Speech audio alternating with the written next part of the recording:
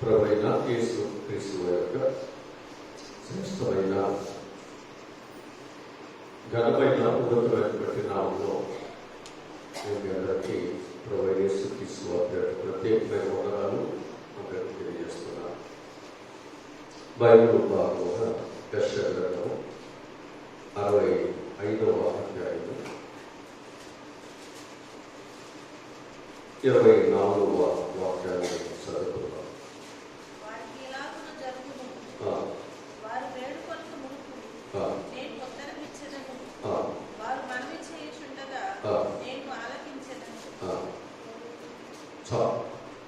ఇక్కడ ప్రభు ఎలాంటి వాడు అని మనం చెప్తుందంటే,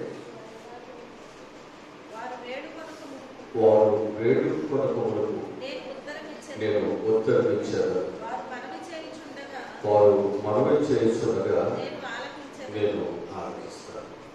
అంటే దేవుడు తన బిడ్డలైనటువంటి వారు తన దగ్గరకు వచ్చినప్పుడు వారి కష్టాల గురించి, వారి బాధల గురించి ఆయనకి వేడుకొస్తున్నప్పుడట దేవుడు ఏం చేస్తాడట, వారు వేడుకున్నటువంటి దాన్ని దేవుడు ఉత్తరిస్తాడట. వారు మనవి చేస్తుండగా దేవుడు ఆలకిస్తాడు. యోబు గ్రంథము 22వ అధ్యాయము 27వ వాక్యాన్ని చదువుతాం. నీవు ఆయనకు ప్రార్థన చేయగా ఆయన నీ మనవి. దేవుడు ఎవరు అంటే, దేవుడు ఎవరు అంటే నువ్వు మనవి చేసిన దానికి దేవుడు ఆలకిస్తాడు. నువ్వు ప్రార్థించిన దానికి దేవుడు ఉత్తరము ఇస్తాడు. అందుకే మన జీవితాల్లో మనం ఏం చేస్తున్నాము అంటే, మన దేవుడి దగ్గరికి వచ్చి అనేక విషయాలను దేవుడికి మనం చెప్పుకుంటున్నాం. మన విశ్వాసం ఏమిటి అంటే, దేవుడికి చెప్పుకుంటే మన బాధలు, దేవుడు ఏం చేస్తాడు, నా బాధలన్నీ విని, నా ప్రార్థన విని నాకు ప్రత్యుత్తరం ఇస్తాడు. నేను చెప్పిన దానికి నాకు జవాబుని, నాకు సమాధానాన్ని నాకు ఇస్తాడు. ఆయన చెప్పిన సమాధానం బట్టి నేను బ్రతుకుతాను. ఆయన చెప్పిన సమాధానం బట్టి నాకు ధైర్యం వస్తుంది. ఆయన చెప్పిన సమాధానం బట్టి నాలో ఉన్న భయం అనేది పోతున్నాను. అదే ఆయన ప్రత్యుత్తరం. నువ్వేమో భయంతో దేవునికి మనం చేస్తున్నావు, కానీ దేవుడేమో నేను ఉన్నాను, నీవు భయపడలేదు ప్రత్యుత్తరం ఇస్తున్నాడు. మనమేమో పరిస్థితులు చూసి ఏమైపోతే అనుకుంటున్నాము, నేనున్నాను, ఏ పరిస్థితులైనా నేను మీతోనే ఉంటాను, మీకు నష్టము రాకుండా సహాయమును చేస్తానని మనకు ధైర్యం ఇస్తూ ఉంటున్నాడు. సరే, ఎవరి మనవి దేవుడు వింటాడు, ఎవరి మనవి దేవుడు వింటాడు. కొన్ని విషయాలు నేను ముందుకి తీసుకొస్తాను. ఆదికాండము 30వ అధ్యాయము 22వ వాక్యాన్ని మనం చదువుతున్నాం. ఆదికాండము 30వ అధ్యాయము. దేవుడు రాహేలుని జ్ఞాపకము చేసుకుని ఆమె యొక్క గర్భాన్ని తెరిచాడు. ఇక్కడ మనం జ్ఞాపకం చేసుకుంటే, రాహేలుని యాకోబు చాలా ప్రేమిస్తున్నాడు. యాకోబు యొక్క మనస్సు అంతా కూడా ఎవరి మీద ఉంటుందన్నమాట, రాహేలు మీదే ఉంటుంది. కానీ రాహేలుకి మాత్రము పిల్లలు కలగట్లేదు. పుస్తకాలతో ఉన్న అందహీనురాలు ఉన్న లేయకు మాత్రము చక్కని సంతానము దేవుడిచ్చి ఆమె యొక్క జీవితంలో బహు సంతోషముగా ఉంచబడుతుంది. లోకములో ఆమెమో అందహీనులు అయినప్పటికీ ఆమెకి దేవుని యొక్క కృప అనేటువంటిది ఆమెకి చాలా చేరువుగా దగ్గరగా ఉంది. ఆమె యొక్క జీవితము బహుగా సంతాన అభివృద్ధిలోనికి పెడుతుంటే ఈమె యొక్క జీవితము చాలా అంతగా ఉన్నప్పటికీ ప్రేమించేటువంటి భర్త ఆమె యొక్క జీవితంలో ఆమెకి ఉన్నప్పటికీ కానీ ఆమె యొక్క జీవితం మాత్రము బహుగా ఆమె యొక్క జీవితం లేవలే సంతానం అనేది ఆమెకు కలగలేకపోతుంది. ఈ పరిస్థితుల్లో ఇప్పుడు ఏమైపోతుంది అంటే నిందాస్పదంగా మిగిలిపోయింది, అవమానంగా మిగిలిపోయింది. ఆమె యొక్క పరిస్థితి ఎంత దారుణంగా ఉంది అనేది మనం చూస్తే ఆమె దృష్టిలో పనికిరాదు, ఎందుకు పనికిరాదు అనుకున్నటువంటి ఆమె పనిపూర్చే పాత్రగా ఆమె కుటుంబంలో ఆశ్రయించబడుతుంటే నేను పనికొస్తాను అనుకున్నటువంటి ఆమె మాత్రము ఏమీ పనికిరటువంటి స్థితిగా ఆమె అవమానించబడుతుంది. పైకి బేకరముగా ఉన్నప్పటికీ లోపల మాత్రము ఆమె కంటే ఈమె యొక్క స్థితి చాలా తక్కువగా ఇస్తూ ఉంటుంది. అప్పుడు ఈ నింద, ఈ బాధ తన భర్తకు అనేక సార్లు చెప్తున్నప్పటికీ భర్త ఏం చేయలేకపోతున్నాడు. తను ప్రేమించగలడు, తమకు కావలసినటువంటి వెండి బంగారం ఇవ్వగలడు, ఆమెకు కావలసినటువంటి వెలగలిగినటువంటి వస్తువులు కానీ లేదా వస్త్రాలు కానీ లేదా అనేకమైన బహుమానములు ఆమెకి ఇవ్వగలడు. అవసరమైతే ఆయనకున్నటువంటి ఆస్తిలో అనేక భాగములు ఆమెకి ఇవ్వగలడు. కానీ ఆమెకున్న పొదువులు మాత్రము ఆయన తెలుసలేని పరిస్థితుల్లో ఆయన ఉంచబడ్డాడు. అప్పుడు ఆమె ఏం చేసింది అనేది మనం చూసినట్లయితే రాహేలు తన భర్తకు అనేక సార్లు చెప్పుకున్న తన భర్త తన మొరని విని తనకి సహాయమును చేయలేని నిస్సహాయ స్థితిలో ఉన్నాడు.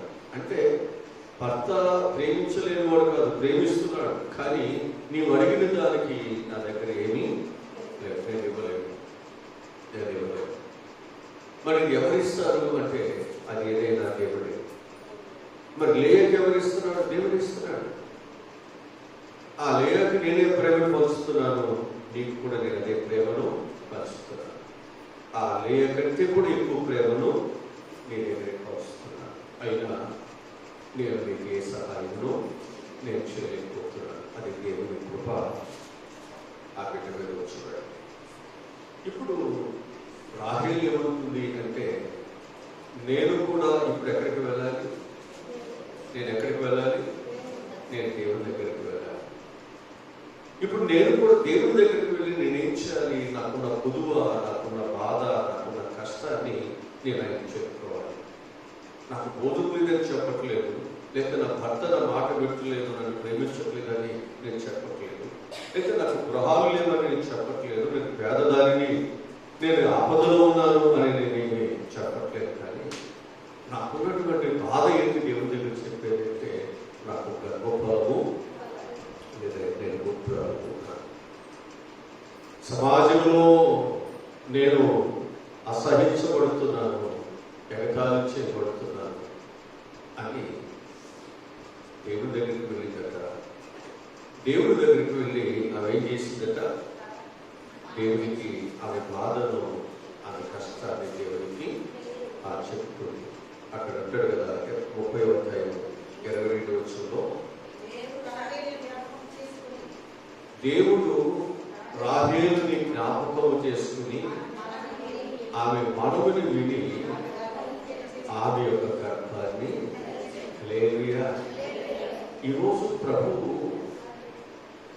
ఎవరి మనవుని వింటున్నాడు అంటే ఎవరైతే ఆయన దగ్గర కృప దొరుకుతుంది, ఆయన ఒక్కరే నాకు సహాయం చేయగలరు అనేటువంటి విశ్వాసత కలిగి ఎవరైతే దేవుని దగ్గరికి వెళ్ళి ప్రార్థనలు చేస్తారో అటు వారి యొక్క మనవుల దేవుడు ఖచ్చితంగా ఆలకిస్తాడు, ఖచ్చితంగా దేవుడు వారికి సహాయములను చేస్తాడు.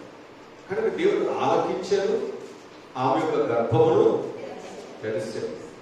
అంటే మూయబడిన దానిని ఆశీర్వాదకరంగా చేయాలంటే దేవుడు తెరిస్తేనే, ఆయన దీవిస్తేనే తప్ప మన జీవితాల్లో మూయబడినది తెరవనే. ఆ దీవుని ఆశీర్వాదములు అనేది దేవుడు తెరిస్తేనే పట్టదారులని గొప్ప దీవెన దేవుడు అనుగ్రహిస్తాడు. హల్లెలూయా, హల్లెలూయా. ఈ రాహేలుకు ఉన్నటువంటి ఇద్దరు పిల్లలు, ఒకరేమో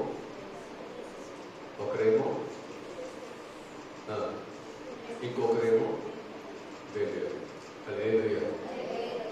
ఒకరేమో యోసేపు, రెండవరేమో బెన్యామీను. దేవుని ఎంత ఆశీర్వాదం, దేవుని ఎంత కృపనిచ్చారు. నీకు తెలుసా, నువ్వు కన్నీటితో, వేదనతో, బాధతో నువ్వు ప్రభు దగ్గరికి వెళ్ళి నువ్వు ప్రార్థిస్తున్నప్పుడు దేవుడు నీ ఆర్తనాదములను వెనుకోకుండా ఆయన త్రోసివేసేవాడు కాదు. నీ మనసు మారటమే ఆలస్యం. దేవుడు నీకు కార్యంలో చేస్తాడు అనేటువంటి ఆ మంచి మనసు రావటమే ఆలస్యం. దేవుడు వెంటనే దేవుడు గొప్ప కార్యాలని మన పట్ల దేవుడు జరిగిస్తాడు. అందుకే మనం ఏం చేయాలంటే, దేవుడు ఎప్పుడు నాకు కృపనిస్తాడా అని మనం దేవుని దగ్గర కాసుకోవాలంట. ఆయన కృప కొరకు కనిపెట్టుకోవాలంట. ఆయన యొక్క సహాయ సహకారముల కొరకు ఆయన పాదాల దగ్గర మనము చేరి కన్నీటితో మనము గడపాలంట.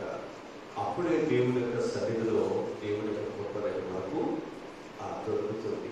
మనము దైవ సన్నిధిని చాలా తక్కువగా మనం చూస్తాం. దైవ సన్నిధిని చాలా నిర్లక్ష్యము మనం చేస్తాం. మన ఇంట్లో మనకు ఉన్నటువంటి వాటిని ప్రేమించే ఆ ప్రేమ, వాటి మీద చూపేటువంటి ప్రేమ మనము దైవ సన్నిధి మీద, దైవం మీద మనం దానిని చూపలేకపోతున్నాం. అందుకే మన జీవితాల్లో మనం ఏమైపోతున్నాం అంటే, మనం దేవుని యొక్క కృప కొరకు మనము దేవుని దగ్గర మనము కాసుకుని కనిపెట్టుకుని ఉండలేకపోతున్నాం. ఇక్కడ ఈ రాహేలు ఏం చేసిందనమాట, దైవ సన్నిధికి వెళ్ళింది. దైవ సన్నిధిలో ఏం చేసిందనమాట, ఆమె బాధను, ఆమెకున్న కష్టాన్ని దేవుడికి మొరపెట్టుకుంది. అప్పుడు దేవుడు ఏం చేశాడు, ఆమె యొక్క గర్భాన్ని ఆయన గర్వదీశాడు. ఈరోజు దేవుడు నేను జ్ఞాపకం చేసుకోవాలి అంటే నువ్వు ఎప్పటికప్పుడే జ్ఞాపకం చేసుకుని దేవుని ఎదుర్కొండాలిగా, నేను కాపాడి దేవుని ఎదుర్కొండాలిగా, నేను రక్షించే దేవుని పాదాల దగ్గర మనం ఉంటేనే కదా దేవుడి సహాయంలో. దయచేసి ఎక్కడుంటే ఎవరంగా పెట్టేవాడు మావాడైతే మౌనం కూర్చున్నా కడతాడు అన్నట్టుగా మనం ఎక్కడ పడితే అక్కడ మనం ఉంటే దేవుడి సహాయంలో చేస్తాడా. ఆయన ఒక సన్నిధి ఉంటుంది కదా, ఆయన కోరుకునే సన్నిధి ఉంటుంది కదా. నా నామం పెట్టబడిన నా మందిరంలోనికి తన జనులైనటువంటి వారు, తన ప్రేమించే వారు వచ్చి వారి కష్టాల గురించి, వారి బాధల గురించి మొదలుపెడుతున్నప్పుడు దేవుడు ఏం చేస్తాడు, ఆయన సన్నిధి మీద ఆయన యొక్క కనుదృష్టి అనే చెవులను నిలిపి ఇక్కడ చేయబడుతున్నప్పుడు ప్రార్థనకు దేవుడి సహాయాన్ని అందిస్తాడని కదా వాక్యం మనం చెప్తున్నటువంటి. అందుకు మనం చేయాల్సింది ఏంటంటే, మనం దైవ సన్నిధికి మనం ఇప్పటికప్పుడే మనం రావాలి. ఎప్పుడు దేవుడి సన్నిధికి వెళ్తానో, నేను ఎప్పుడు నా బాధను నా దేవుడికి నేను ఎప్పుడు చెప్పుకుంటాను అనేటువంటి ఆ తహతహలాడుతూ విశ్వాసముతో ఆ కాలం కొరకు, ఆ సమయం కొరకు మనం ఏం చేయాలి, మనం సిద్ధపడుతూ కాలములాగానే సమయంలాగానే దాన్ని మనం ఏం చేయాలి, విడిచిపెట్టుకోకుండా దాన్ని వెంటనే మనం పట్టుకోవాలి. వెంటనే దాన్ని మనం పట్టుకోవాల్సిన అవసరం మనం చూసుకోవాలి. కనుక దేవుడు రాహేలు యొక్క మొరడు దేవుడు కదా. ఎవరి మొర దేవుడు ఉన్నాడు, రాహేలు దేవుడు. ఇప్పుడు రాహేలు తన భర్త మీద ఉన్న మనసును ఎవరి మీదకి మళ్ళించుకుంది, దేవుడి మీదకి మళ్ళించింది. దేవుడు మాత్రమే నా సహాయమును చేయగలరు తెలుసుకుంది. దేవుడి దగ్గరికి వచ్చింది, ప్రార్థన చేసింది, దేవుడి సహాయాన్ని దేవుడు అనుగ్రహించారు. రెండవదిగా మనం చూసినట్లయితే యెహోషువ గ్రంథంలో ఇక్కడ 10వ అధ్యాయంలోనైనా యెహోషువ ప్రార్థన చేసినప్పుడు సూర్య చంద్ర నక్షత్రాలు 10వ అధ్యాయము 12వ వచనం చదవండి. 10వ అధ్యాయము 12వ వచనం చదవండి. ఎదుట అమోరీయులను అప్పగించిన దినమున ఆ, ఇశ్రాయేలీయులు విడుచుండగా ఆ, యెహోషువ యెహోవాకు ప్రార్థన చేసెను. చూసారా? దేవుడంట తన శత్రువునటువంటి అమోరీయులని అప్పగిస్తానని దేవుడు చెప్పాడంట. ఆ సమయమందు, అప్పగించే సమయమందు దేవుని దగ్గర ఆయన చిన్న మనవి చేస్తున్నాడు. ఆయన మనసులో ఉన్నది ఏంటంటే, అయ్యా ఒక్క దినములోనే నేను ఈ శత్రువులని నేను జయించాలి, నువ్వు నాకు అప్పగించాలి. ఈ శత్రువుకి మరొక అవకాశము ఇవ్వతాయి. ఎందుకని అంటే నేను కలిగి ఉన్నాను. నీ సామర్థ్యత, నీ బలము, నీ బిడ్డలు ప్రార్థిస్తున్నప్పుడు ఆ బిడ్డలకు నువ్వు ఎలాంటి కృపణిస్తావో నాకు తెలుసు. అందుకు నేను కోరేది ఏమిటంటే, ఈ శత్రువు ఎంత బలవంతుడైనా, ఎంత వీరుడైనా కూడా నీ బిడ్డల ఎదుట వారు నిలవటానికి వీల్లేదు. కాబట్టి నువ్వేం చేయాలి అంటే, నాకు ఒక్క రోజులోనే వారిని జయించడానికి నువ్వు నా సహాయమును దయచేయాలని అన్నాడు. అయితే ఒక్క రోజులో జయించడానికి కష్టమైపోతుంది. ఎంత ప్రార్థన చేస్తున్నా అక్కడ కష్టమైపోతుంది. భీకరమైన యుద్ధం జరుగుతుంది, కానీ అక్కడ అపవాది ఇంకా లొంగట్లేదు, ఇంకా చేతికి అప్పగించబడట్లేదు. చూస్తే టైము, ఒకరోజు అనే టైము ముగించబడేటువంటి గడియలు ఆసన్నమైపోతున్నాయి. అప్పుడు యెహోషువ దేవుడి దగ్గర ప్రార్థన చేస్తున్నాడు. ఆయన చేస్తున్నటువంటి ప్రార్థన గర్భఫల విమనం, ఉద్యోగ విమనం, గృహ విమనం, లేదా నాకున్న అప్పులు, లేదా నాకున్న సమస్యలు తీర్చడం ఆయన అక్కడ ప్రార్థించట్లేదు. కానీ ఆయన చేస్తున్నటువంటి ప్రార్థన ఏమిటంటే, నీకు ఎవరినైతే నాకు అప్పగిస్తానన్నామో వారునైనా ఒక్క రోజులో 24 గంటల్లో వారు ఏమైపోవాలి? వారు నా చేతికి అప్పగించబడాలి. ఆ అప్పగించబడినట్లుగా నీవు ఏం చేస్తావో నాకు తెలియదు. సూర్యుడు, చంద్రుడు అట్లా నిలుచుకోవాలి, అంతే నిలుచుకోవాలి. దేవుడు యెహోషువ చేసిన ప్రార్థన విని ఏం చేశాడంటే, సూర్యుడిని ఇద్దరిని కూడా నిలిపేశాడంట. ఎంత గొప్ప మంచి దేవుడు చూడండి. ఒక నరుడు ప్రార్థన చేస్తే సృష్టిని దేవుడు ఆపచేయగలిగినటువంటి వాడు. అంత శక్తి దేవుడు ఎవరికి ఇచ్చాడు? తను ప్రేమిస్తున్న పిల్లలకి ఇచ్చాడు. ప్రార్థన పనులు దేవుడు ఇస్తున్నాడు.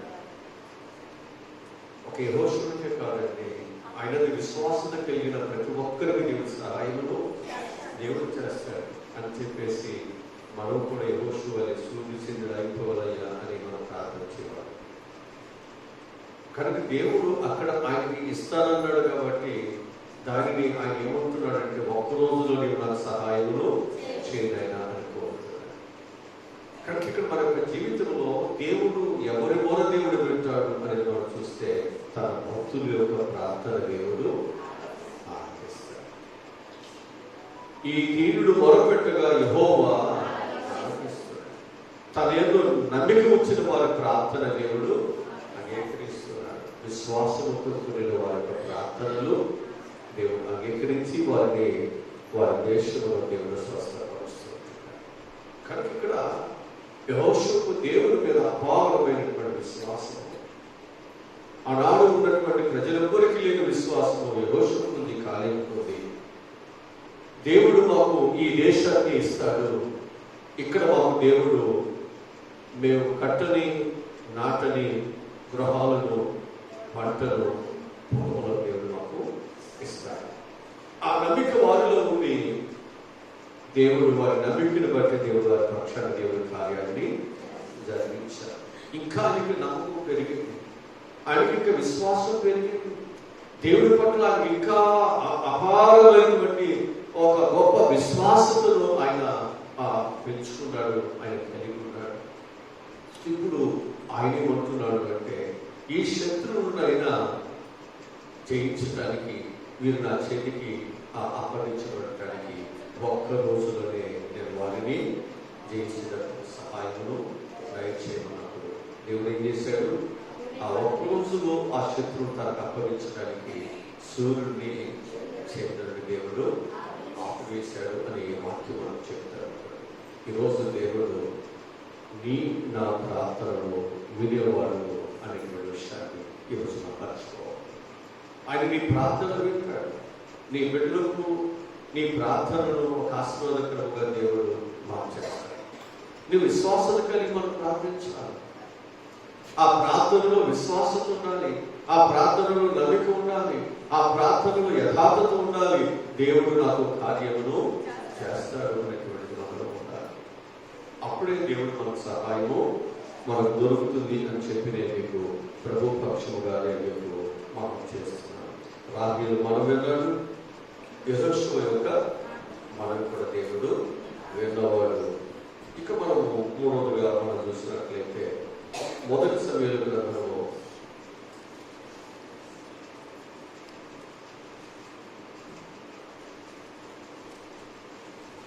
2వ సమయాల గ్రంథంలో 7వ అధ్యాయము 18వ వచనాన్ని కూడా చదువుతాం.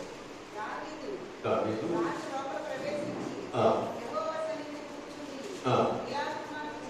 ఇలాగూ మనం చేశాడు, యెహోవా ఇంతగా నీవు నన్ను హెచ్చించుటకు నేను ఎంతటి వాడను, నా కుటుంబము ఏ పాటిది, ఇంత హెచ్చుగా చేసినదంతా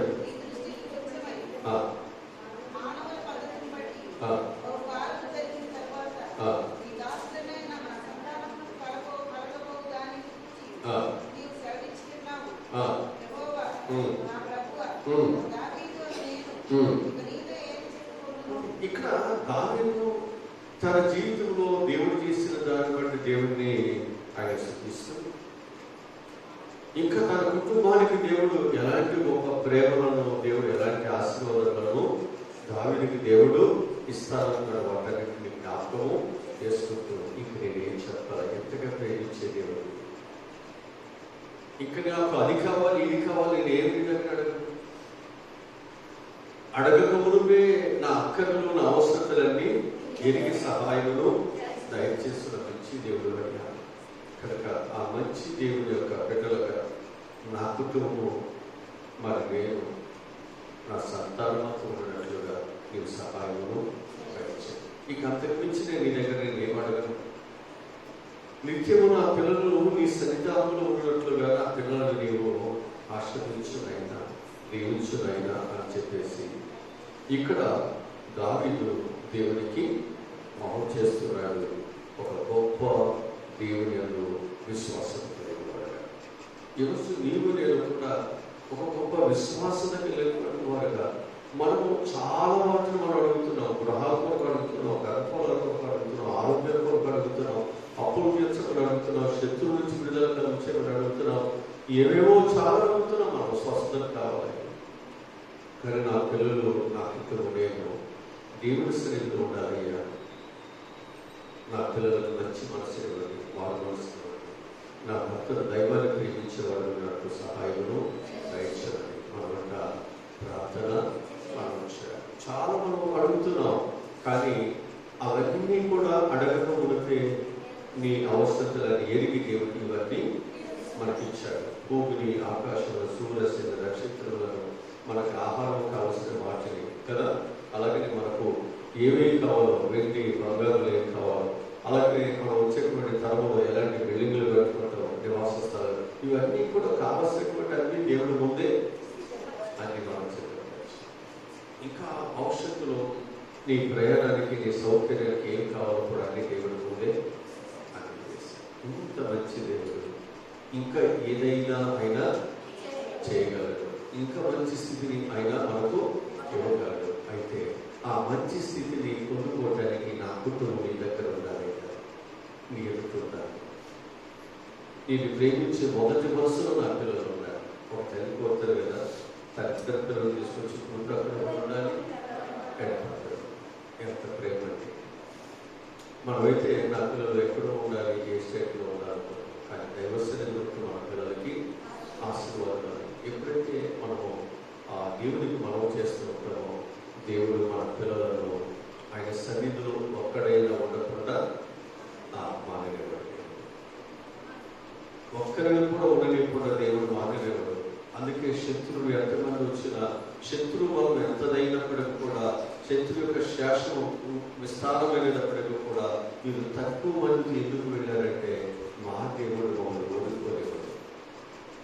వాళ్ళ బలం ఎంతదైనప్పటికీ కూడా మా దేవుడికి ఇచ్చిన వాగ్దానం ఉంది కదా, మాకు ఈ సింహాసనం మీద ఒక్కడు కూడా ఉండకుండా మానాడు. ఖచ్చితంగా ఈ సింహాసనం కన్ఫర్మ్గా మానేది. ఇది మా పిల్లలది, మా కుటుంబాలది. ఒకవేళ ఈ రోజు నేను లేకపోవచ్చు, నా కుమారుడు ఉంటాడు దాని మీద, నా కుమారుడు లేకపోవచ్చు, నా మనవుడు ఉంటాడు దాని మీద. ఎంత గొప్ప దేవుడి మీద విశ్వాసం చూడండి, ఎంత నమ్మిక చూడండి. కనుక నీవు నేను కూడా ఎన్ని కష్టాలు, ఎన్ని బాధలు ఉన్నా నా దేవుడు నన్ను చెయ్యి విడిచిపెట్టాడు, నన్ను విడిచిపెట్టాడు. అలాంటి ఒక గొప్ప విశ్వాసత కలిగిన వారుగా మనం ఏం చేయాలి? దేవుడి దగ్గర మనము ప్రార్థించేవారు ఉన్నట్లయితే ఖచ్చితంగా దేవుడు మనకు సహాయమును దయచేస్తారు అని చెప్పి నేను మీకు ప్రభుపక్షంగా మనం చేస్తున్నాను. అలాగే దావీదు యొక్క కుమారుడైనటువంటి సొలొమోను కూడా ప్రార్థన చేస్తున్నాడు. మొదటి రాసుల గ్రంథం 3వ అధ్యాయం 10, 11, 12 వచనాలు. సొలొమోను చేసిన ఈ మనవి ప్రభువుకి అనుకూలమైన కనుక దేవుడు అతనికి ఇలాగూ సెలవిచ్చాడు.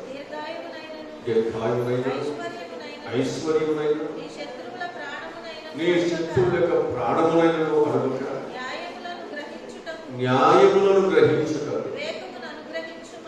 వివేకమును అనుగ్రహించమని నీవు అడిగితివి. నీవు ఇలాగున అడిగినందున నీ మనవిని నేను ఆలకించుచున్నాను. బుద్ధి వివేకములు కలిగిన హృదయం నీకు ఇచ్చుచున్నాను. పూర్వీకులలో నీ వంటి వాడు ఒక్కడును. ఎంత గొప్ప చూడండి, ఎంత గొప్ప. ఈ తండ్రి ఇవ్వగలరా? తల్లి ఇవ్వగలరా? ఎవరైనా ఇవ్వగలరు? ఎక్కడైనా దొరుకుతుంది ఇది? అది కేవలము దేవునికి ఒక్కరికే సాధ్యం. అందుకే సొలొమోను చిన్న వయసు నుంచే ప్రార్థన పొందండి, చిన్న వయసు నుంచే దేవునికి ఒప్పుకుంటున్నారు. అందుకే ఆ కృప పొందుకున్నటువంటి వాడు కాబట్టి ఆయనకి ఎంత గొప్ప ఆధిక్యత, ఎంత గొప్ప ఘనత, ఎంత గొప్ప మహిమ ప్రభావములు దేవుడు ఎవరికి ఇచ్చారు? సొలొమోనుకి ఇచ్చారు. నీ పూర్వీకులు కూడా ఇలాంటి వారు ఎవరు? ఎంత గొప్పవారు ఉన్నారు పూర్వీకుల్లో. అబ్రహాము కానీ చెప్పండి, ఇస్సాకు కానీ, యాకోబు కానీ, యోసేపు కానీ చెప్పండి, మోషే కానీ, ఆ తర్వాత సమూయేలు కానీ, యెహోషువ కానీ, న్యాయాధిపతులు కానీ, ఆ తర్వాత రాజులు కానీ ఎవరికైనా ఉన్నట్టు ఎవరికి లేదు. అంత గొప్ప ఆధిక్యతను దేవుడు ప్రార్థన ద్వారా ఆయన దేవుడు సంపాదించుకున్నాడు. ఈరోజు నీవు నేను కూడా ఎవ్వరికి లేని ఆధిక్యతను దేవుడి దగ్గర మనం సంపాదించుకోవాలనే దేవుడు ప్రార్థన అనేటువంటి గొప్ప మార్గాన్ని దేవుడు ఇచ్చాడు. దీని ద్వారా ఎన్నైనా సంపాదించుకోవచ్చు, ఎంతైనా సంపాదించుకోవచ్చు. ఎందుకంటే ప్రార్థనకు అసాధ్యమైనది హల్లెలూయా, హల్లెలూయా. మరి ఆయన రాజు అయింది, ఆయన ఏం చేశాడు? దేవుడి దగ్గర ప్రార్థన చేసుకున్నాడు. దేవుడు ఏం చేశాడు? ఆయనకి విన్నాడు, అయ్యా నీ ప్రార్థన చాలా బాగుంది, నాకు నువ్వేమి శత్రువు ప్రాణాన్ని అడగలేదు, నువ్వేమి వెండి బంగారం ఏమి అసలు ఏమి అడగలేదు. మరి నీ ప్రార్థన దేవునికి నాకు చాలా అనుకూలంగా ఇష్టంగా ఉంది.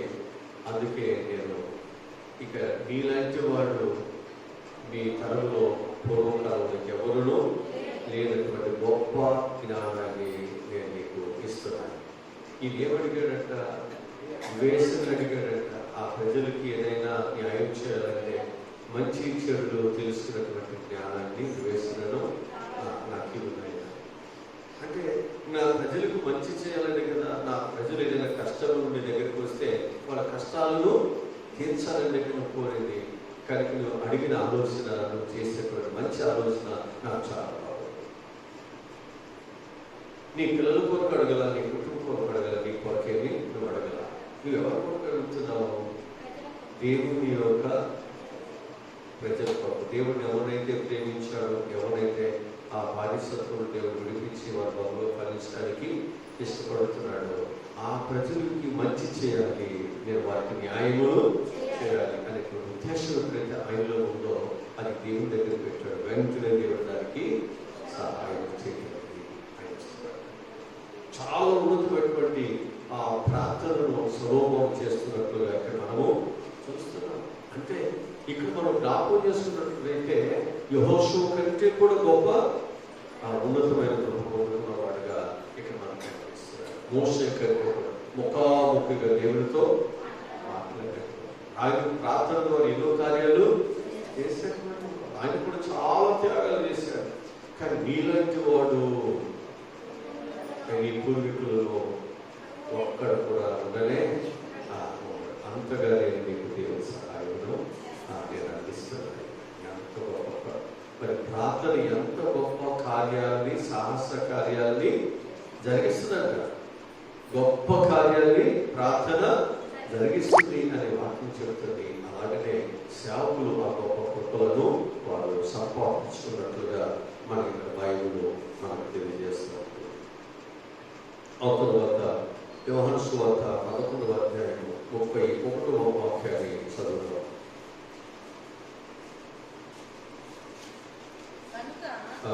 ఇంటిలో మరియతో కూడా ఉండి ఆమెను ఓదార్చుచుండిన యూదులు మరియ త్వరగా లేచి వెళ్ళుట చూచి ఆమె సమాధి యొద్ద ఏడ్చుటకు అక్కడికి వెళ్ళుచున్నదనుకొని ఆమె వెంట వెళ్ళిరి. అంతట మరియ యేసుకున్న చోటికి వచ్చి ఆయనను చూచి ఆయన పాదముల మీద పడి, ప్రభువా, నీవు ఇక్కడ ఉండిన ఎడల నా సహోదరుడు చావకుండుననెను.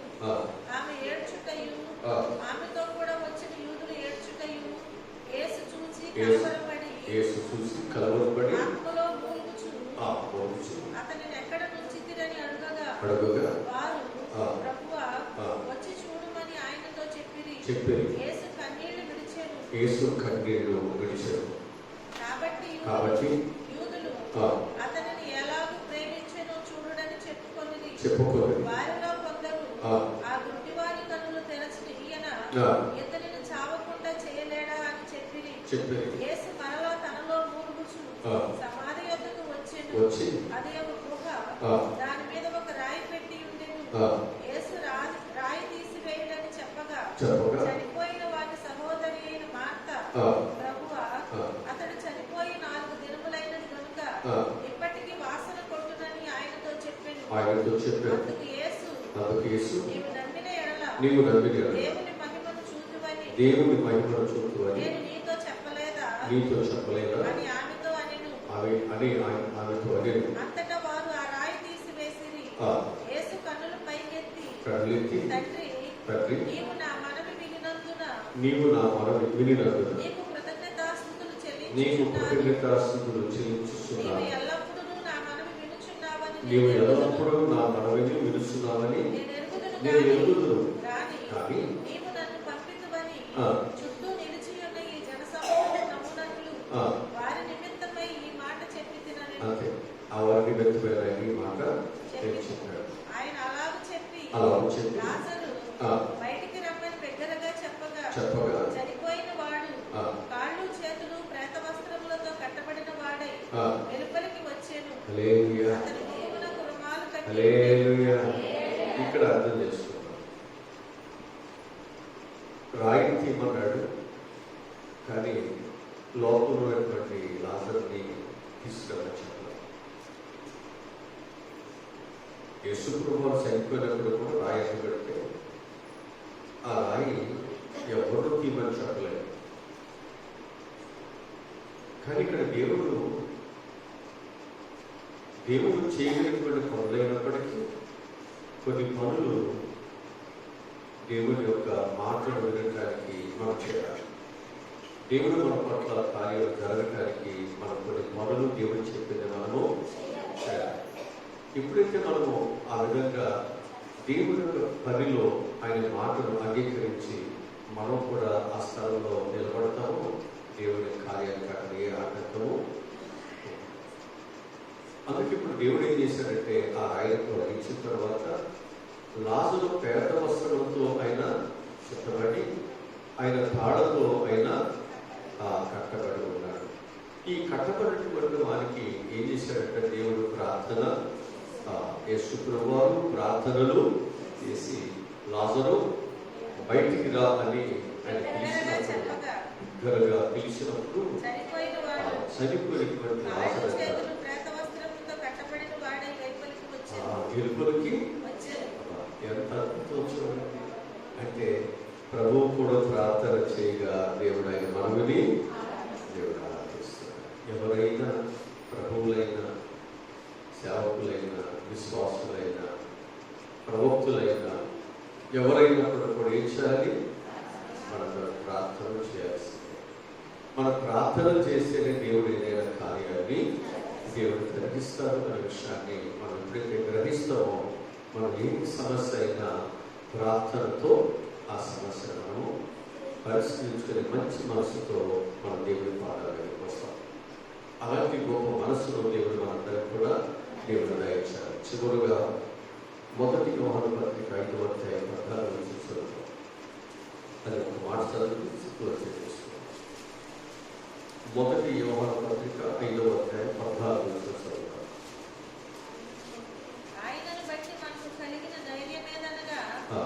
ఎవరు బట్టి? ఆయన అదే నీ ఆయన పెట్టు, మా ఆయన పెట్టు ధైర్యం అనుకునేది. కానీ ఇప్పుడు ఎవరిని బట్టి మనకు ధైర్యం? యేసయ్యను బట్టి మనకు ధైర్యం అన్నమాట. చెప్పండి. ఆయన బట్టి మనకు కలిగిన ధైర్యం ఏమనగా ఆయన చిత్తానుసారంగా మనం ఏది అడిగినా ఆయన మన మనవి ఆలకించినదే. అదే మన ధైర్యం కదా. ఆయన చిత్తానుసారంగా మనం ఏది అడిగినను ఆయన మన మనవి ఏం చేస్తాడు? ఆలకిస్తాడు. అదే మన ధైర్యం. ఇప్పుడు అబ్రహాము ఏం చేశాడు? ఆయన చిత్తాన్ని జరిగించాడు, వెళ్ళాడు. అయ్యా మనం నా కుమారుడు నాకు ఇచ్చేయంటే దేవుడు ఇస్తాడు. అందుకే నేను వెళ్ళిస్తున్నాను. మళ్ళీ నన్ను పోషించున్నాయన, మళ్ళీ నా గర్భఫలమునైనా, లేకపోతే నేను అనేకమైన వాటిని నీ కొరకు నేను భూములను అనేకమైన వాటిని త్యాగము చేసినాయన. దేవుడు నా సహాయమును దయచేయన. మనం ఎప్పుడైతే మనం దేవుడి దగ్గర ఆయన బిడ్డగా మనం ప్రార్థన చేస్తామో దేవుడు మన మనవరాలను ఖచ్చితంగా ఆరాధిస్తాడు. అదే మన ధైర్యం. అందుకే మనం ఏం చేస్తామంటే విడుదలక ఎలాంటి పరిస్థితులు అయినను దేవుని ప్రేమించేవారుగా మనం ఎదుగుతాం. అదే మన బలము, అదే మన ధైర్యం. అదే మన బలము, అదే మన ధైర్యం. హల్లెలూయా. అనుదినము ఏ కష్టంలో ఉన్నా, ఏ బాధలో ఉన్నా నా దేవుడు నన్ను రక్షిస్తాడు, నా దేవుడు నన్ను కాపాడతాడు. దేవుడి మాటల చేత ఒకరికొకరు ఆదరించుకుంటాం. దేవుడి మాటలు దీవించుకోగాక. ఆమె తల ఉంచండి, ప్రార్థన చేసుకుంటాం. తల ఉంచండి. మా ప్రభు ఆదర్శకుడా, మా జీవితంలో నాయన మా ధైర్యము, మా బలము, మా డబ్బులు కాదు, మా జ్ఞానం కాదు, మా ఉద్యోగాలు కాదు, మా కలిగినటువంటి అనేకమైన కాదయ్యా. మా ధైర్యము, మా బలము మా దేవుడే యెహోవాయే. ఆయన యుద్ధశూరుడు, ఆయన గొప్పవాడు, ఉన్నతమైనవాడు. ఆయనకు అసాధ్యమైనది ఏమీ లేదయ్యా. ఆయన ఏదైనా చేయగలడు. ఉన్నది లేనట్లు, లేనిది ఉన్నట్లు చేయగలిగిన వాడు. ఆయన సృష్టిని యావత్తును కూడా తన బిడ్డల యొక్క క్షేమం కొరకు ఆపగలిగిన వాడు.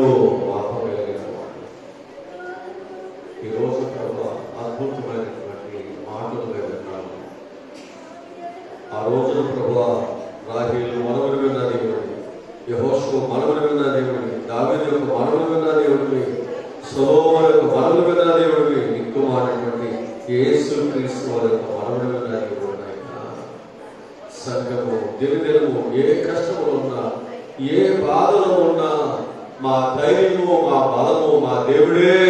ఆయన తప్పక సహాయములు చేస్తారు. అందుకే మేము దగ్గరకు వచ్చి ప్రార్థన చేస్తున్నాం. డాక్టర్లు కుదరదయ్యా, ఇక కొద్ది రోజులే అన్నా మా విశ్వాసము దేవుడి మీద ఉంది అని ఏదైనా ఆయన చేస్తాడు. ఇది అసాధ్యము, ఈ అప్పులు ఈ అవసరం తీర్చబడము, నువ్వు గెలవటం అసాధ్యము, నేను జయించడం అసాధ్యము. కానీ నా దేవుడు ఉన్నాడు, బొట్టులో ఉన్నాడు, ఏ సేతులు పైకి తీసిన దేవుడు, ఆయన మహారాజుగా తీసిన దేవుడు నన్ను కూడా బొట్టు నుంచి లేపుతాడు, నన్ను కూడా లేవనెత్తుతాడు. రక్షింపక నేరకున్నట్లు దేవుని హస్తము పురస్కారం కదా. ఆయన హస్తము బలమైనది, మరణములు ఉన్న వారిని సహితము ఆయన పైకి లేవనెత్తాడు. అవునయ్యా, ఈ రోజు నాయన నీ పిల్లలుగా అనేక కష్టాలు, బాధలు, ఉపద్రవాలు కుటుంబాలు బిడ్డలు చెక్కబడుతున్నారయ్యా. విడుదల కొరకు ఆ సాతాను యొక్క బంధకాల నుండి, ఆ సాతాను వేసినటువంటి భయంకరమైనటువంటి అలవాట్లు అయినా మా పిల్లలందరూ విడుదల పొందాలి. నువ్వు ఇచ్చిన కుటుంబమునైనా ఆశీర్వాదకరంగా ఫలించాలి, అభివృద్ధి చెందాలి. కుటుంబంలో ఉన్నటువంటి ప్రతి దుఃఖము, చీకటి, వేదన, ఈ యొక్కనైనా సాతాను యొక్కనైనా సమూహము ఆ కుటుంబంలో చేస్తున్నటువంటి ప్రతి దుష్కార్యముల నుండి బిడ్డలకు విడుదల కలుగచేయండి. అందరూ సంతోషముగా ప్రభా వారి జీవితాలు ఉంచబడినట్లుగా నా పిల్లలు ప్రతి బోధ, ప్రతి ప్రార్థన ప్రభా నీ సరికి చేర్చుకోవాలి. మళ్ళా తిరిగి వారి చక్కటి ప్రత్యుత్తరాన్ని ఉన్నాయినా నీవు ఇచ్చే మాటలు బట్టే కదా మనం ఒక ధైర్యం కలుగుతుంది. యెహోషువ నేను ఉన్నాను, వెళ్ళు అన్నావు. ఈ రోజు ప్రభా నీవు ఉంటేనే మేము ముందుకు వెళ్ళగలం, మేము ఏదైనా చేయగలం. నువ్వు లేకపోతే మేము ఏం చేయగలమయ్యా. అందుకే పౌరులు అంటున్నాడు, నన్ను బలపరచడం అనేది నేను ఏదైనా నేను చేయగలుగుతున్నాను.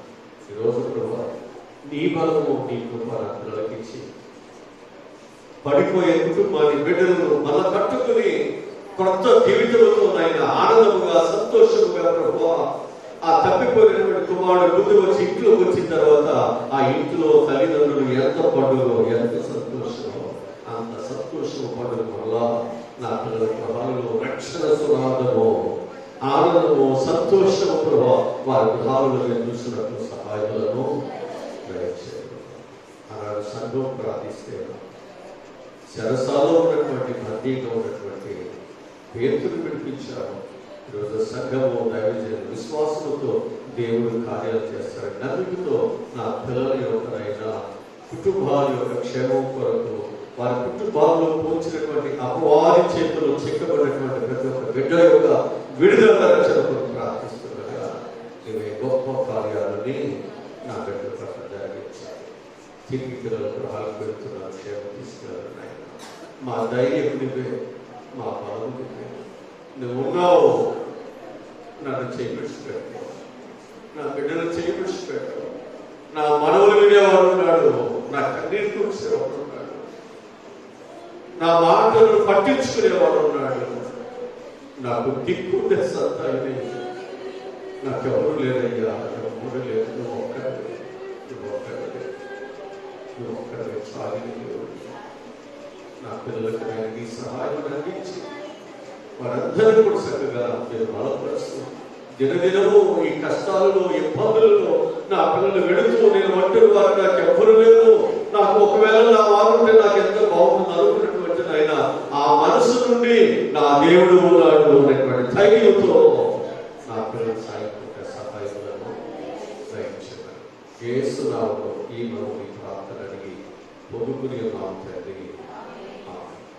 మన పరమ తండ్రి దేవుని ప్రేమ, పరమరక్షకుడైనటువంటి యేసుక్రీస్తు వారి దయ, పరిశుద్ధాత్మని నిత్య కాపుదల సదా తోడై ఉండును గాక. ఆమేన్.